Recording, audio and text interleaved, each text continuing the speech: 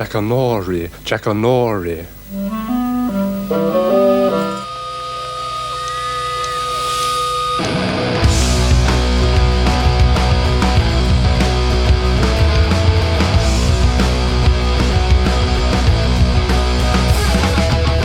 Jackanory.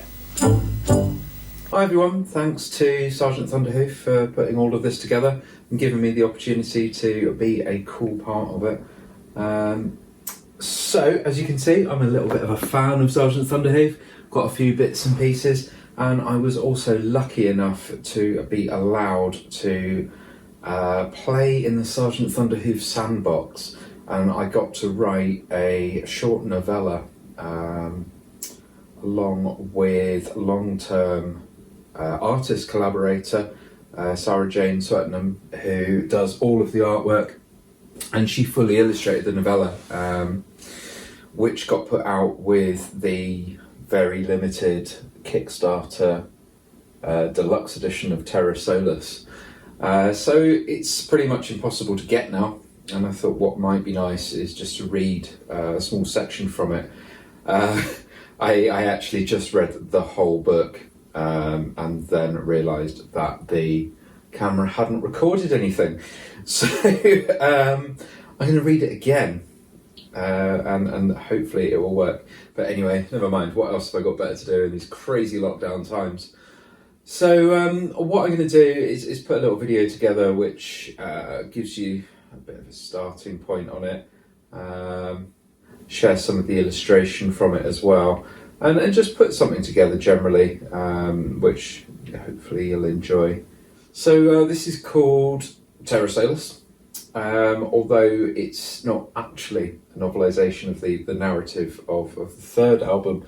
It's more of a look back over the narrative, but yeah, there we go, part one, Bellitas Capra. The sergeant stood facing the sunrise as he watched the twin suns slowly rising over the barren horizon. The larger star was just beginning to creep up from the earth as its smaller counterpart reached the widest diameter. Red began to assert itself over the ground, stretching out towards the sergeant and casting his shadow behind him. He felt warmth on his skin as the larger star began its ascent, something that the small star couldn't offer as its considerable distance from the planet. Winds raged across the planet's surface, causing Thunderhoof's cloak to fly wildly about him as he steadied himself against his staff in the newfound light. He could see the dust storm approaching from miles off.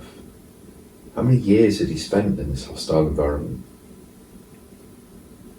Sergeant Thunderhoof's shadow reached behind him, stretching almost to the ziggurat in which he'd arrived so many years before. The men he'd found here had been primitive by his standards, but he'd been able to teach them enough to assist in repairing the ship in which he crashed. His eyes began to feel the strain of the light, and he finally turned to face the craft.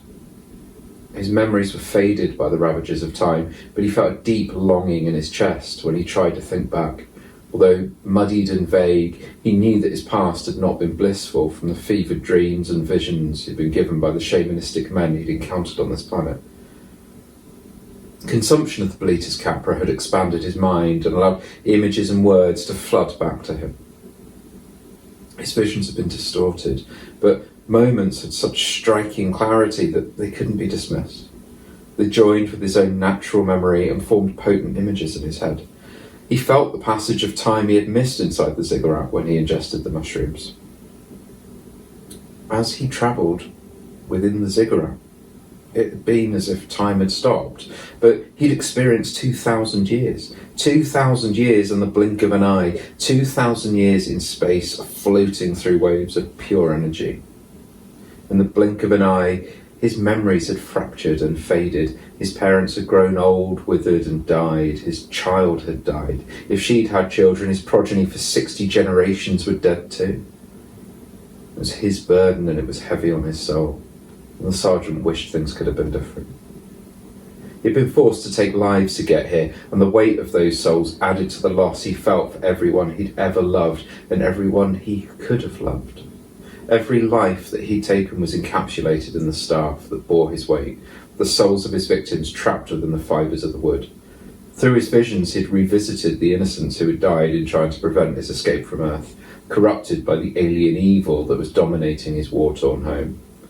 They genuinely believed in their cause. Despite their actions against the freedom of mankind, Thunderhoof could empathise with them. Are they not all men? Their indoctrination at the hands of invaders had caused their crimes. They were not to blame. It was for this reason that the sergeant carried their souls. His final action before leaving this world would be to forgive and free them, far from the tyranny that had ensnared them on his home world. But first, there were preparations to be made before he could return. As dawn broke fully over the horizon, the sergeant knew that his men would be rising ready for their sacrifice, ready to leave their own homes and families, and journey to Earth with him in the ziggurat. Before they left, he needed to finally free his remaining locked memories. With each trip he took, the Bolitas Capra revealed progressively more of his past and decided his actions in the future. He would consume his last meal with the sacred mushroom and know fully what had come before and what was still to be. His nocturnal vigil over, he returned into his cloak and pulled out a slender package, unravelling the Hessian fabric to reveal its contents. The mushroom was vividly coloured, the dark brown stalk at odds with its cap, its yellow and orange highlights bleeding like tie-dye into deep purple. Offering his hands to the brightening sky, the sergeant uttered the prayer he'd been taught by the shaman of this planet. Although reverent, his voice boomed with depth and projected clarity. Thunderhoof knelt. As he finished the alien phrase, he brought the mushroom slowly to his lips. The fragrance was once unfamiliar, but as he began to acclimatise to it, he picked out an almost sweet floral aroma that was combined with a smokiness, almost like lavender burning inside a joint. He'd come to savour it, even if his visions never ended sweetly. For the innocents of this planet, untouched by the hatred and rivalry brought to Earth, the fungus offered only the most beautiful experiences of pure knowledge and understanding. But witness to the horrors of Earth, the sergeant's visions left only pain. Resigned to his understanding of what he would experience, the sergeant took the Bolitas into his mouth and held it on his tongue as he'd been taught. The psychoactive compounds in Bolitas Capra were split into two distinct elements. The bleeding markings on the cap seemed to be an ergoline derivative that began the trip, akin to placing LSD under the tongue. Then, as the trip began, chewing on the main body of the mushroom caused a secondary effect that opened up the mind to show past, present and future with complete clarity of understanding. The impact was far quicker than with LSD, the authors say almost immediate. The sergeant continued to hold the mushroom in his mouth, occasionally turning it over on his tongue as the red sky bled over the ground towards him, turning to gently rippling liquid. As the surface glistened in the twin sunlight, he felt a deep sense of calm and peace. The sky opened up from between the suns and allowed a burst of colour to flow out, rushing over the stars and filling the heavens. It began to rain, the colours falling to the ground and merging with the Red Sea below. Thunderhoof tilted his head to the sky and felt the colours splashing on his face, feeling each drop as hot and cold together, the drops varying in temperature according to their hue. He smiled and bit into the mushroom, slowly chewing through the tough stem and allowing the cap to seemingly melt. Darkness began to emerge from the cracked sky, but it reached down to the sergeant instead of stretching over the coloured heavens. He felt enveloped by it, as though embraced by warm arms. As he closed his eyes, everything fell away to nothing. He floated in the darkness, upheld by the warmth of the red which blew down from the walls of the dark, entwining itself around his body, holding him up and gently allowing him to drift down to the bottom of the cavern. Open your eyes. He blinked. Blinding light. Closed eyes.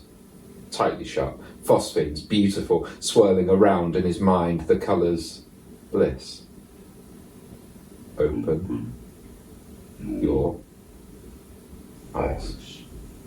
Blink. Shut. Float. Echoing now. Open your eyes. For you must see this.